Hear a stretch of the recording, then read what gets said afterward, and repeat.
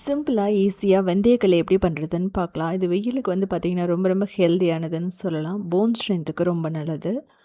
இது சாப்பிடும்போது நமக்கு ஸ்கின் க்ளோ ஆகும். அது மட்டும் இல்லாமல் ஹேர் க்ரோத்துக்கு ரொம்ப நல்லது. இதுக்கு வந்து பார்த்திங்க அப்படின்னா ஒரு 1/4 கப் பச்சரிசி எடுத்துக்கலாம். இதில் ஒரு 3 டேபிள் ஸ்பூன் வெந்தயம் போட்டுக்கிறோம். நல்லா வாஷ் பண்ணிக்கணும். ஸோ இதை வாஷ் பண்ணால் மட்டும்தான் அதில் இருக்கிற தூசுகள்லாம் போகும். வாஷ் பண்ணாமல் நீங்கள் பண்ணக்கூடாது. இப்போது தேவையான அளவு தண்ணி ஊற்றிட்டு நல்லா ஊற வச்சிடலாம். ஒரு 5 மணி நேரம் ஊறினா போதும். இல்லைனா நைட்டு ஃபுல்லாமே நீங்கள் ஊற வச்சிடலாம். இதுலேயே நீங்கள் வந்து உளுந்து போட்டும் பண்ணலாம். உளுந்து ஒரு 2 டேபிள் ஸ்பூன் போட்டும் நீங்கள் களி பண்ணலாம். ஸோ இப்போ நம்ம மிக்சியில் போட்டுட்டு நல்ல ஒரு ஃபைன் பேஸ்ட்டாவோ இல்லை பேட்டராவோ நம்ம அரைச்சி எடுத்துக்கணும். இது வந்து பார்த்திங்கன்னா நல்ல ஸ்மூத்தாக இருக்கணும். அப்போ தான் நம்ம சாப்பிடும்போது லைட்டாக அந்த கசப்பு தன்மை இல்லாமல் இருக்கும். இது வந்து பார்த்திங்கன்னா நீங்கள் வறுத்து அரைச்சும் பண்ணலாம். அதாவது அரிசி, வெந்தயம், அதுக்கப்புறம் உளுந்த வறுத்து அரைச்சி பவுடர் பண்ணியும் பண்ணலாம்.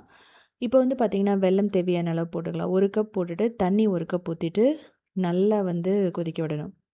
ஒரு 3 நிமிஷம் கொதிக்கணும். ஸ்வீட்டு வந்து பார்த்திங்க அப்படின்னா 2 கப் கூட நீங்கள் வெல்லம் போடலாம். ஸோ இது வந்து நல்லா மிக்ஸ் பண்ணுங்கள். கம்பி பதமெல்லாம் எதுவும் தேவையில்லை. இப்போ திரும்ப 1 கப் தண்ணியை ஊற்றிட்டு நம்ம இந்த மாவை போட்டுட்டு நல்லா மிக்ஸ் பண்ணணும். நான் வந்து கொஞ்சம் பேஸ்ட் மாதிரி அரைச்சிருக்கேன். நீங்கள் வந்து தண்ணி மாதிரி அரைச்சிங்கன்னா கொஞ்சம் ஈஸியாக இருக்கும் குக் பண்ணுறதுக்கு. இப்போ இதுலேயே வந்து நல்லா வந்து நம்ம மிக்ஸ் பண்ணணும். மிக்ஸ் பண்ணும்போது நல்லா குக் ஆகிடும் உங்களுக்கு. கீழே அடிப்பிடிக்கிற மாதிரி இருந்துச்சுன்னா நீங்கள் எக்ஸ்ட்ரா வந்து நல்லெண்ணெயோ இல்லை தண்ணியோ கூட ஊற்றிக்கலாம். ஸோ அடிக்கனமான பாத்திரமாக இருந்தால் உங்களுக்கு வந்து கீழே அடி பிடிக்காமல் இருக்கும். நான்ஸ்டிக்கும் நல்லா தான் இருக்கும். இது வந்து பச்சை வாசனை போக வரைக்கும் நம்ம குக் பண்ணிகிட்டே இருக்கணும். உங்களுக்கு பார்த்தா தெரியும் நல்லா கெட்டியாக வந்துருச்சு. இந்த ஸ்டேஜில் வந்து பார்த்திங்கன்னா இதனோட பச்சை வாசனையெல்லாம் போயிருக்கும். ஒரு ஹல்வா மாதிரி இருக்கும் சொல்லப்போனால். ஒரு 2 நாள் வரைக்குமே இது கெட்டு போகாது. ஸோ இப்போ நம்ம வெல்லத்தை வந்து ஊற்றிக்கலாம். வெல்லத்தை வந்து கொஞ்சம் கொஞ்சமாக ஊற்றிட்டு கட்டி இல்லாமல் மிக்ஸ் பண்ணுங்கள். இதில் வந்து மிக்ஸ் பண்ண முடியலன்னா உங்களுக்கு அந்த விஸ்க் இருக்கும். அந்த விஸ்க் வந்து ரொம்ப கரெக்டாக இருக்கும். ஸோ இப்படி கட்டி ரொம்ப விழற மாதிரி இருந்ததுன்னா நீங்கள் நல்லா மசிச்சு விட்டுக்கணும். இல்லை அப்படின்னா நம்ம எக்ஸ்ட்ரா வந்து வெல்லம் ஊற்றிட்டு நல்லா மிக்ஸ் பண்ணிக்கிட்டே இருக்கணும். அப்படிங்கும்போது உங்களுக்கு அந்த கட்டியெல்லாம் உடஞ்சி வந்துடும். ஸோ அதனால் நீங்கள் முன்னாடியே வந்து பார்த்தீங்க அப்படின்னா நம்ம தண்ணி அந்த வெல்லம் ஊற்றுறதுக்கு முன்னாடியே நல்லா குக் பண்ணிட்டீங்க அப்படின்னா இந்த கட்டி வராது. அதே சமயம் லோ ஃப்ளேமில் வச்சுட்டு நம்ம வந்து வெல்லத்தை ஊற்றி மிக்ஸ் பண்ணணும். ஸோ இதில் வந்து நல்லா மசிச்சு விட்டிங்கனாவே ஓகே. ஸோ நம்ம வந்து அந்த வெல்லம் வச்சுருந்தது வந்து கொஞ்சம் கொஞ்சமாக நம்ம வந்து ஊற்றிட்டு மிக்ஸ் பண்ணணும். இப்போ மீதி இருக்கிற வெல்லத்தையும் நம்ம ஊற்றலாம்.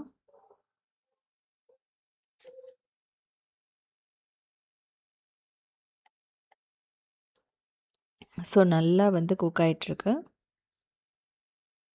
கிட்டத்தட்ட வந்து பார்த்திங்க அப்படின்னா ஒரு 20 நிமிஷம் ஆகும் இது நல்லா வந்து சுண்டி வர்றதுக்கு. அப்போ தான் இந்த வெந்தயத்தோட கசப்பு தன்மை கொஞ்சம் போகும்.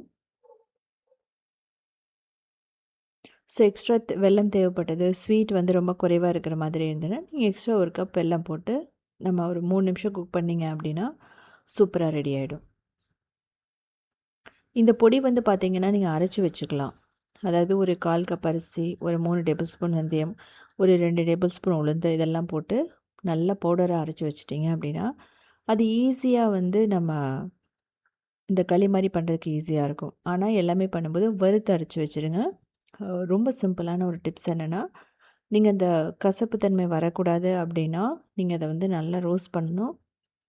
தேவைப்பட்டால் நீங்கள் வந்து தேங்காய் கூட போட்டுக்கலாம், தேங்காய் பால். அப்படிங்கும்போது இந்த கசப்பு தன்மையை வந்து கொஞ்சம் கம்மி பண்ணும் உங்களுக்கு. இல்லை கசப்பே ரொம்ப வேணான்னா அரிசியோட குவான்டிட்டி நீங்கள் அதிகப்படுத்திக்கோங்க. ஸோ நமக்கு பர்ஃபெக்டாக அந்த பொங்கல் மாதிரி ரெடி ஆகிடுச்சு. ஃபைனலாக ஒரு 1/4 கப் நல்லெண்ணெய் ஊற்றணும். நல்லெண்ணெய் ஊற்றி அதுலேயுமே நம்ம குக் பண்ணணும். ஸோ இன்னும் ஸ்மூத்தாக வேணும்னா நீங்கள் நல்லா மசிச்சு விட்ட மாதிரி பண்ணிக்கலாம், ஒன்றும் பிரச்சனை இல்லை. ஸோ இதே மாதிரி சிம்பிளான யூனிக்கான ரெசிபிஸ் வேணும் அப்படின்னா நீங்கள் க்ரியேட்டிவ் வேர்ல்டு ஃபாலோ பண்ணலாம்.